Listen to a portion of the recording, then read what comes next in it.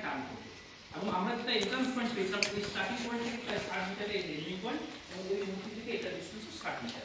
এমনকি এখানে যে মূর্তিগুলো রয়েছে প্রত্যেকটি চুনসুটির মূর্তি, এখানে চুন, চিটেগুড়ি, খয়ের, ইটেগুড়ি, বালি সব মিশ্রণ রয়েছে। এমনকি তারা প্রথমে নকশা কিন্তু ইটের ব্যবহার করেছে, পরে প্যালেস্ট্রা দিয়েছে চুনসুটি দিয়ে। আর এই উচ্চতা যেটা আমরা পাচ্ছি, এই উচ্চতা থেকে প্রায় 15 ফিট গভীর নামলে আমরা এই নিচে পাবো, যেটা আমরা ছবি আকারে দেখছি দেখাবো।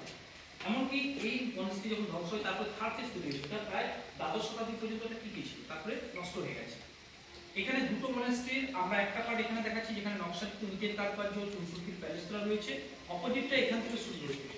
এই ওয়ালটা কিন্তু আমরা পশ্চিম দিকে দেখতে পাবো, যেটা উপরের অংশ 2 মিটার, ক্রমশ সেটা প্রজেকশন হয়ে নিচের দিকে 2.5 মিটার হয়ে যাবে এবং তার কাছে ছোট ছোট পুঁতিও রয়েছে।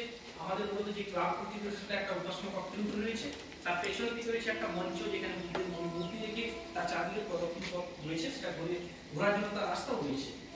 এখানটায় দেখুন কিছু কিছু মূর্তি আমরা এর ফার্স্ট যে ছবিগুলো আমরা দেখাবো মিউজিয়ামে রয়েছে, অনেকটা নষ্ট হয়ে গেছে, কারণ এই মূর্তিগুলো সুসজ্জিত তো তাই কিছু মূর্তি নষ্ট হয়ে গেছে এবং কিছু যে কাঁচে কাঠটা ভেঙে গেছে।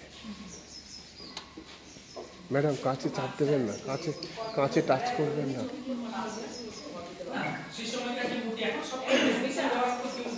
কাঁচে চাপ দেবেন না।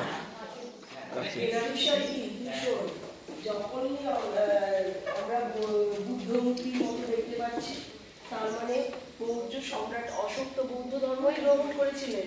আমাদের একটা সময়